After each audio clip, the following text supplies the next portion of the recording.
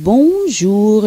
La 18e session de l'Assemblée générale du mouvement des entreprises du Sénégal est à la une de Rewmi Quotidien avec le ministre de l'économie Amadou Ba qui y magnifie l'apport du MEDES dans l'économie. Les sillons tracés par le MEDES ne s'effaceront pas, a d'emblée déclaré Amadou Ba qui estime que la leçon que nous pouvons d'ores et déjà tirer du parcours du MEDES, c'est qu'avec le courage, la volonté et la détermination, aucun obstacle n'est insurmontable. Selon l'argentier de l'État, les derniers événements du MEDES accréditent la centralité de l'organisation déjà identifiée comme un partenaire de choix dans les intenses transformations en cours par le biais du plan Sénégal émergent, censé donner une impulsion nouvelle à notre économie en quête d'embellie. Le ministre de l'économie, des finances et du plan a aussi tenu à magnifier les relations qui le lient au président du MEDES et qui datent de très longtemps. Amadou Ba estime que le patron du MEDES demeure et reste un homme très engagé du devoir des autres, mérite que chacun lui rende la monnaie de sa pièce pour les efforts consentis pour notre pays. Concernant les prochaines activités du mouvement des entreprises du Sénégal, son président Mbagnick Diop a annoncé le lancement du Cercle des jeunes entrepreneurs du Sénégal qui aura lieu le 5 juillet prochain. Il a également informé que les métiers du pétrole et du gaz sont dans l'agenda de son mouvement, nous apprend Rewmi Quotidien. La présidente du Haut Conseil du dialogue social, qui a aussi pris part à cette 18e session de l'Assemblée générale du MEDES, a invité à l'approfondissement de la démocratie sociale et la modernisation des relations professionnelles. Innocence Tapniaï est d'avis qu'il ne peut pas y avoir de performance économique s'il n'y a pas de performance sociale. Par ailleurs, le secrétaire général de la synthèse estime dans Rewmi Quotidien que notre environnement des affaires doit protéger les nationaux.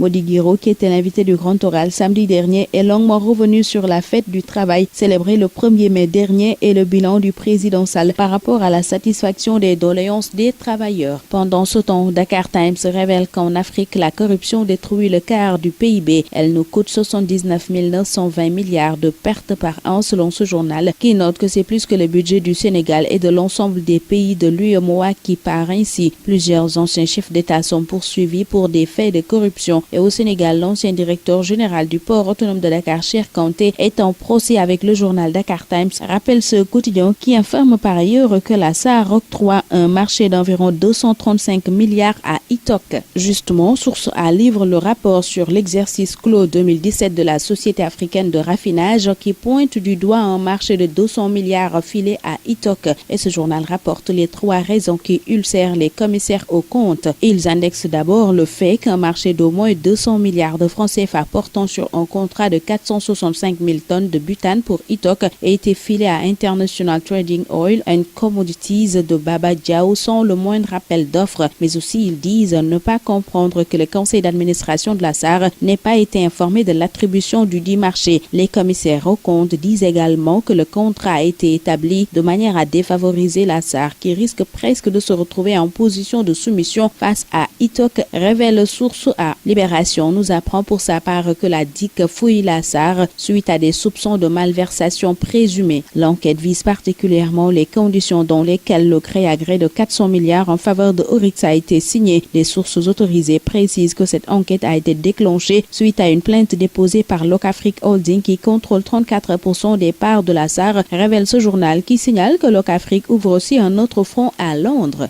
Cissé Lo au front depuis quelque temps crache le feu dans Walf Quotidien qui s'intéresse particulièrement au malaise qui sévit à l'APR. Le journal Vox Populi nous apprend qu'il y a eu une longue séance d'explication entre Moustapha Cissé Lo et Macky après les attaques d'El Pistolero contre le chef de l'État. L'entrevue a eu lieu hier en début de soirée à la résidence privée du président à Mermoz, révèle ce journal qui signale aussi que Cissé Lo en discussion privée a été enregistré à son insu au Café de Rome. Mbaye Ndiaye et Salaire, eux, se constituent en sapeurs-pompiers suite aux sorties incendiaires dans l'APR, nous apprend le quotidien de Madiambal Diagne. Relativement à la gestion des affaires du pays, Maître Mame Adama Gueye dénonce dans le quotidien la présence envahissante de la première dame. Sonko et Abdoul Mbaye, eux, rejettent l'appel du président de la République à la concertation nationale autour du pétrole et du gaz, nous apprend l'AS, où tous deux indiquent qu'ils ne prendront pas part à un exercice de blanchiment d'actes de mal gouvernance. J'assume tout. C'est en ces termes que le ministre de l'Éducation nationale réagit aux reproches qui lui sont faits relativement aux perturbations du système éducatif sénégalais. Serigne Mbaye Thiam s'entretient avec Enquête.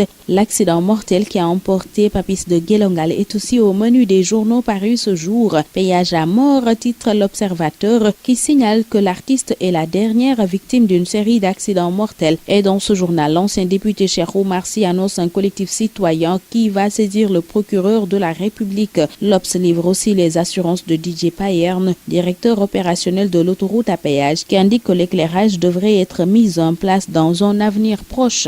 Meilleur buteur des Lions, Konaté plus dur que Sadio, c'est le titre qui barre la une de Stade, le quotidien du sport, et dans le quotidien des sportifs Record, l'on s'interroge sur l'avenir de Pont et Diego après que Stoke City a été relégué en Championship. C'est tout pour ce tour des journaux. Très bonne lecture, excellente journée à tous.